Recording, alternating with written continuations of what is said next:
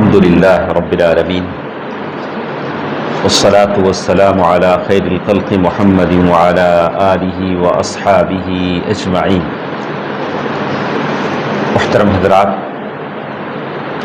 نفل نمازوں کی فضیلت کے تعلق سے ہماری باتیں ہیں۔ فرائض کی پابندی کرنے کے بعد آدمی کا شوق ہوتا ہے کہ وہ نفل نمازوں کی پابندی کرے، تو نفل نمازوں میں سورج نکلنے کے بعد، سن رائز کے بعد جو نمازیں ہم پڑھتے ہیں وہ اشراق کی نماز ہے، چاشت کی نماز ہے، اوابین کی نماز ہے۔ یہ الگ الگ نام ہیں، حقیقت میں یہ نمازیں الگ الگ نہیں۔ جیسے جیسے ٹائم بدل کر آپ پڑھیں گے نماز کا ٹائم بدلتا جائے گا۔ فوری اگر پڑھتے ہیں سورج نکلنے کے پاؤ گھنٹے کے بعد، سن رائز کے 15 منٹس کے بعد اگر آپ پڑھتے ہیں تو وہ اشراق کی نماز کہلائے گی۔ 8:30 بجے 9 بجے اگر آپ پڑھتے ہیں تو چاشت کی نماز، اور ظہر اور فجر کے بعد جتنا ٹائم ہے اس کا آدھا میں اگر پڑھتے ہیں تو اوابین حتیٰ ترمض الفصال۔ بہرحال الگ الگ نمازیں ہیں، الگ الگ نام ہیں کہ بندوں کو اس کے بارے میں رغبت دلائی جائے، شوق اور جذبہ دلائی جائے۔ تو یہ حدیث ہمارے ساتھ ہے صحابی رسول حمار الغطفانی، نعیم بن حمار الغطفانی رضی اللہ عنہ کی حدیث ہے۔ عن نعیم بن حمار الغطفانی رضی اللہ عنہ قال سمعت النبي صلى الله عليه وسلم يقول قال الله عز وجل يا ابن آدم لا تعجز عن 4 ركعات من أول النهار أكفك آخرة۔ نعیم بن حمار الغطفانی رضی اللہ تعالی عنہ فرماتے ہیں، میں نے نبی صلی اللہ علیہ وسلم کو یہ فرماتے ہوئے سنا، اللہ عز وجل فرماتا ہے، یہ بنا آدم، اے آدم کے بیٹے۔ جب بھی آدم کے بیٹے کہا جاتا ہے اس سے مراد آپ ہیں، میں ہوں، یہ کوئی آسمانی مخلوق نہیں ہے۔ آدم کے بیٹے آپ ہیں اور میں ہوں، ہم سب ہیں۔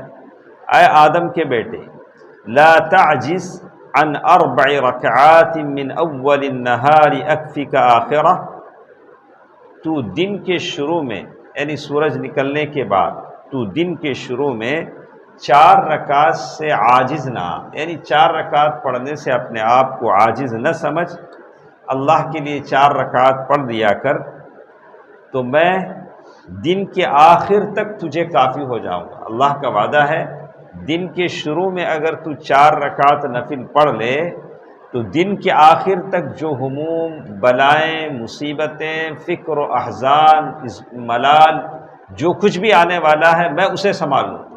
اللہ کا یہ وعدہ ہے، تو بڑا آسان سودا ہے، ڈیل بہت اچھا ہے۔ 4 رکعت آپ کو پڑھ لینے ہیں، باقی سارے غم، دکھ، درد اللہ تعالیٰ دور کر دے گا۔ کوشش کیجئے، جو پڑھ رہے ہیں اللہ تعالیٰ ان کو سعادت نصیب بندوں میں سے بنایا ہے۔ جن کو پڑھنے کی توفیق نہیں ہے وہ آج ہی سے شروع کریں۔ یہ حدیث، اس کو لے کر علماء نے کہا کہ اول النہار یعنی دن کے شروع میں، وہ دن کا شروع کون سا ہے؟ دن کا شروع کون سا ہے؟ تو ابن قیم رحمہ اللہ، ابن تیمیہ رحمہ اللہ، استاد اور شاگرد نے کہا کہ اس سے مراد فجر کی 2 رکعت کی سنت اور فجر کی 2 رکعت فرض ہے، یہ 4 رکعت ہے۔ لوگوں نے ایسے کہا، بعض لوگوں نے کہا کہ نہیں، اس سے یہ مراد نہیں ہے، اس سے مراد چاشت کے وقت کی نماز ہے جو سورج نکلنے کے بعد 15 منٹ کے بعد پڑھی جاتی ہے۔ آپ اسے اشراق کہہ لیں یا تھوڑی دیر کے بعد پڑھتے ہیں تو چاشت کہہ لیں۔ تو یہ نمازیں 2 رکعت کر کے پڑھی جائیں گی، 2 رکعت کر کے پڑھی جائیں گی۔ بعض نے کہا کہ 4 رکعت ملا کر بھی اگر آپ پڑھ سکتے ہیں۔ تو اس میں کہا گیا، ابن آدم لا تعجز عن 4 ركعات من اول النہار۔ اللہ تبارک و تعالیٰ کا وعدہ ہے کہ جو شخص یہ 4 رکعتیں پڑھ لیتا ہے، اللہ سبحانہ و تعالیٰ اس کے غموں، دکھوں کو دور کر دیتے ہیں۔